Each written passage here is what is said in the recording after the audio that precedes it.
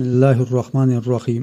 گندہارا تہذیب ایک قدیم ریاست تھی جو شمالی پاکستان میں خیبر پختونخوا اور صوبہ پنجاب کے علاقے پوٹھوہار کے کچھ علاقوں پر مشتمل تھی۔ پشاور، ٹیکستا، تخبائی، سوات، دیر اور چارسدہ اس کے اہم مرکز تھے۔ یہ دریائے کابل سے شمال کی طرف تھی۔ گندہارا 6 صدی قبل مسیح سے 11ویں صدی تک قائم رہی۔ یہ علاقے ایران کا ایک صوبہ بھی رہا اور سکندر اعظم بھی یہاں آیا۔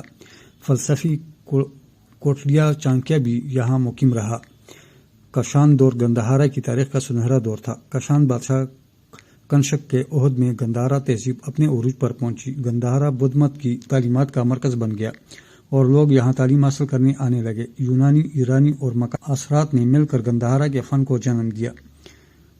حملہ آوروں کا 5ویں صدی میں یہاں آنا بدھ مت کے زوال کا سبب بنا۔ محمود غزنوی کے حملوں کے بعد گندہارا تاریخ سے محو ہو گیا۔ گندہارا وادی کابل و غزنوی سے لے کر دریائے سندھ کے پار تک آباد تھا، جس میں سوابی، سوات، مردان اور راولپنڈی تک کے علاقے شامل تھے۔ عرب مورخین نے گندہارا کی ہندوستانی سلطنت کو جو دریائے سندھ سے دریائے کابل تک پھیلی تھی کندہار کے نام سے یاد کرتے ہیں۔ البیرونی کندہار کا ذکر کرتے ہوئے لکھتا ہے کہ اس کی راجدھانی وہن یا اوہن تھی۔ المسعودی نے کندہار کا ذکر کرتے ہوئے لکھتا ہے کہ یہ رہبوت کا ملک ہے اور دریائے کابل جو دریائے سندھ میں گرتا پر واقع ہے۔ اس علاقے کا سب سے پہلا تذکرہ آریوں کی مذہبی کتاب رگوید میں ملتا ہے، کیونکہ اس کے بجنوں میں اس علاقے کے اہم دریاؤں کابل، سوات اور گومل کا تذکرہ ملتا ہے۔ اس سے اندازہ ہوتا ہے کہ اس علاقے پر آریاؤں نے قبضہ کر دیا تھا۔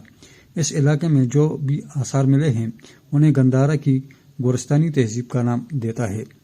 مہابھارت سے پتہ چلتا ہے کہ یہاں گندہارا کی ریاست تھی جسے کوشالا کے حکمران نے ککیا کی مدد سے زیر کیا تھا۔ کوشالا کے 2 بیٹوں ٹیکسا اور پوشکلا نے 2 شہروں تکشاشلا یعنی ٹیکسلا اور پوشکلاوتی چارسدہ کی بنیاد رکھی۔ یہ ریاست دریائے سندھ کے دونوں طرف پھیلی ہوئی تھی۔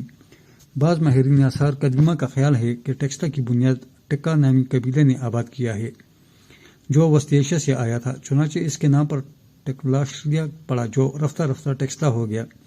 اس کی تصدیق اس دور کے یونانی مورخ نے بھی کی ہے اور اسے ٹیکسائلو کا شہر بتایا ہے۔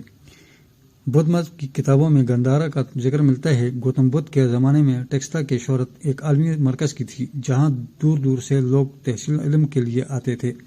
یونانی جغرافیہ داں اسٹرابو کے مطابق دریائے سندھ انڈیا اور آریانا کے درمیان سرحد کی حیثیت رکھتا تھا۔ آریانا میں کابل، گومل، کرم، کندہار اور مغربی گندہارا کے علاقے شامل تھے۔ 6 صدی قبل عیسوی میں آریانا کے علاقے کا ایک وسیع علاقہ گندہار کے حکمران پر کوسٹی کی مملکت میں شامل تھا۔ 515 سے 518 قبل مسیح کے درمیان دارا نے حملہ کر کے وادی سندھ کے مغربی حصے پر قبضہ کر دیا۔ اس نے یہاں ایرانیوں اور یونانیوں کو آباد کیا۔ یہ تسلط غالباً ارتاکس کے عہد میں ختم ہو گیا تھا، کیونکہ جب یہاں سکندر نے حملہ کیا تو ایرانی تسلط نہیں تھا۔ سکندر نے 327 قبل مسیح میں کوہ ہندوکش عبور کیا اور مختلف شہروں کو جنگ و جدل کے ذریعے متی کرتا ہوا اوہن کے مقام پر دریائے سندھ کو عبور کیا، جہاں ٹیکسلا کے راجا نے اس کا استقبال کیا۔ ٹیکسلا کے انبی نے سکندر کی اطاعت قبول کر دی تھی۔ اس طرح یونانی 326 قبل مسیح میں پنجاب میں داخل ہو گئے۔ سکندر کے چند سال بعد ہی چندرگپت موریہ نے یونانی بالادستی کے خلاف بغاوت کر دی اور اس نے دریائے سندھ کے مشرقی حصوں کو اپنی مملکت میں شامل کر دیا۔ اسکندر کے سپہ سالار سلوکس نے سکندر کے مفتوح علاقوں کو دوبارہ فتح کرنے کی کوشش کی مگر کامیاب نہیں ہوا۔ اشوک کے بعد جب موریہ سلطنت کا شیرازہ بکھر گیا، کابل، غزنی، پنجاب و سندھ پر اشوباگ سن نے قبضہ کر لیا۔ اس پر انتیوکس اعظم نے حملہ کر دیا۔ اشوباگ نے شکست کھائی مگر انتیوکس اعظم بھی مارا گیا۔ اشوباگ کے بعد اس کا بیٹا گج حکمران ہوا۔ پھر اس علاقے پر یونانی حکمران ہو گئے۔ سیتو یونانی حکومت ختم کر کے سستان سے ہوتے ہوئے اس علاقے پر قابض ہو گئے۔